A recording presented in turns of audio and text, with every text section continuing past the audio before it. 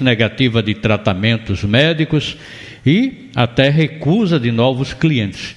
Não é de hoje que as operadoras costumam criar barreiras para a prestação do serviço. O que muitos consumidores não sabem é que a maioria dessas imposições não são permitidas por lei, como recusar a contratação por consumidor inscrito em cadastro de inadimplentes. Sobre o assunto, nós vamos conversar com o advogado Felipe Menezes, que é mestre em Direito e especialista em Direito Médico e Saúde Suplementar. Bom dia, doutor Felipe Menezes. Bom dia, Nenê de Carvalho. Bom dia aos ouvintes da Rádio Folha.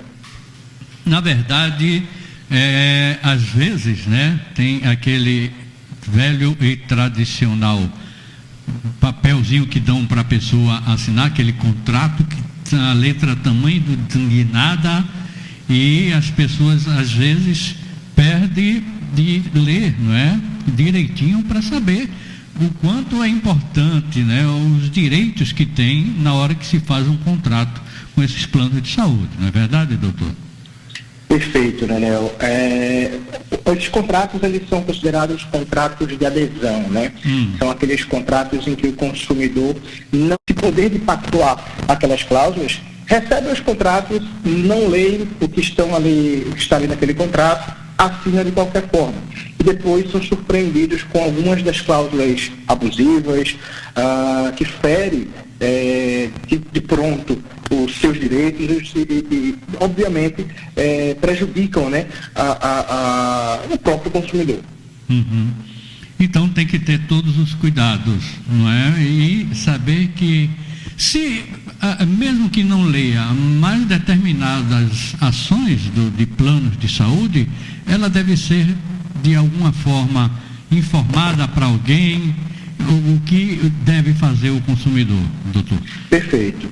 Sempre diante de contratos, notadamente esses contratos com planos de saúde, o que a gente recomenda é que o consumidor leve esse contrato para alguém que possa auxiliá-lo, instruí-lo a respeito das cláusulas ali dispostas, para que de fato ele seja assegurado de que não existem cláusulas ali abusivas, que ele está celebrando um contrato razoável e de acordo com o que está previsto no Código de Defesa do Consumidor.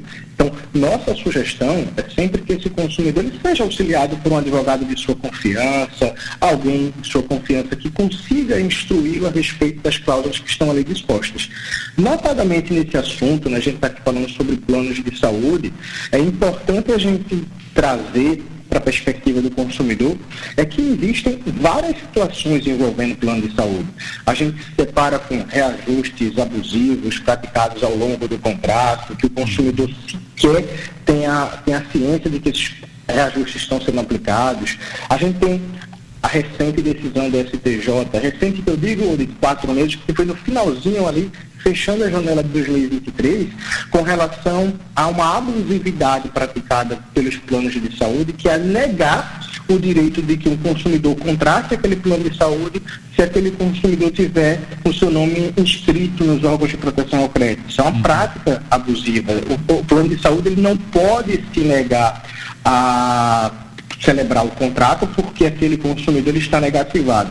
Fere princípios claros do Código de Defesa do Consumidor, fere o princípio de dignidade humana que está previsto na própria Constituição Federal. Então, são situações como essas que o consumidor ele precisa estar a par daquela situação, estar a par dos seus direitos para poder reivindicá-los perante as operadoras de plano de saúde. Pode haver, doutor Felipe Menezes, a recusa do plano de saúde por conta de doença que a pessoa já tem, a pré-existente que eles chamam, Não pode haver nenhuma recusa, nem por doença pré-existente, não pode haver recusa pela negativa como a gente está falando. O próprio artigo 14 da Lei dos Planos de Saúde, que é a Lei 9656 de 98, ele é muito claro, ao determinar que ninguém pode ser impedido de participar de planos privados de assistência à saúde em razão nem de idade, condição de pessoa portadora de deficiência, e esse próprio artigo ele pode ser interpretado de forma extensiva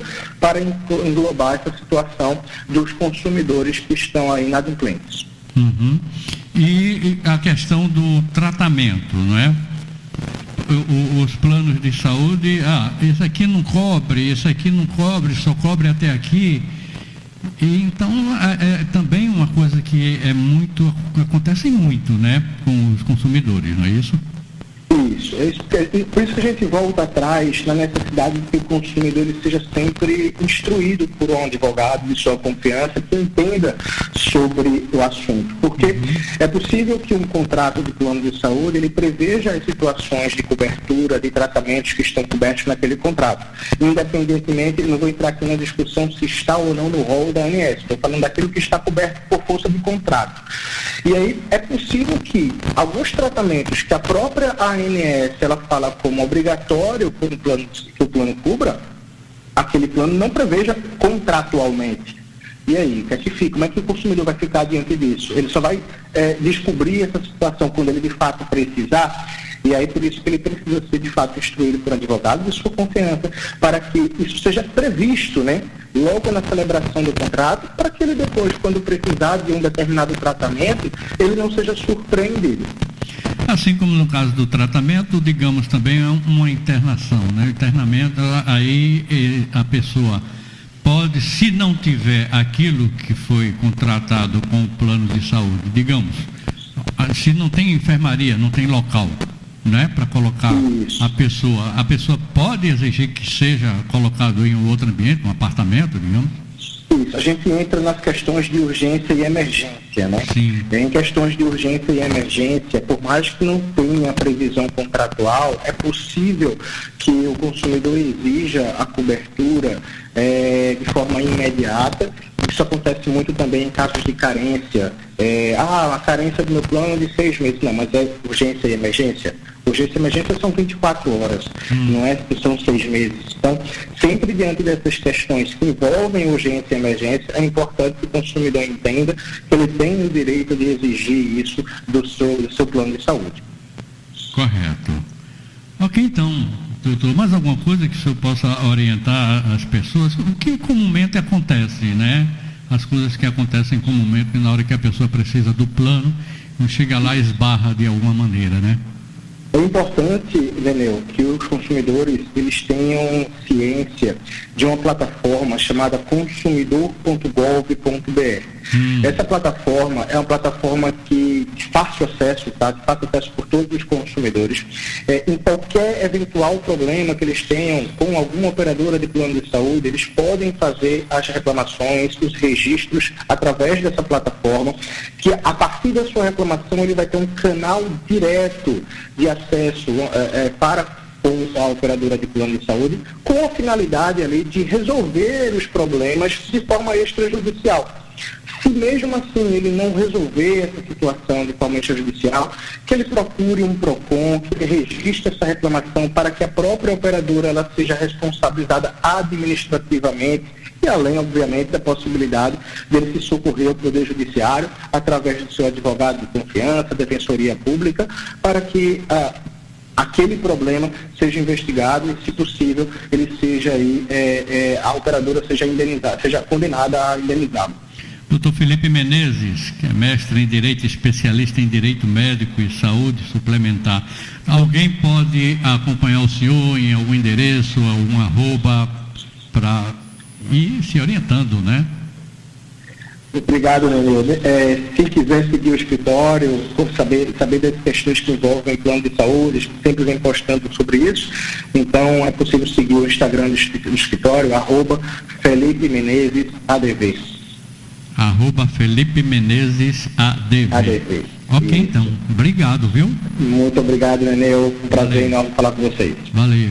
Folha FM, agora são 10 horas e 20 minutos no Recife.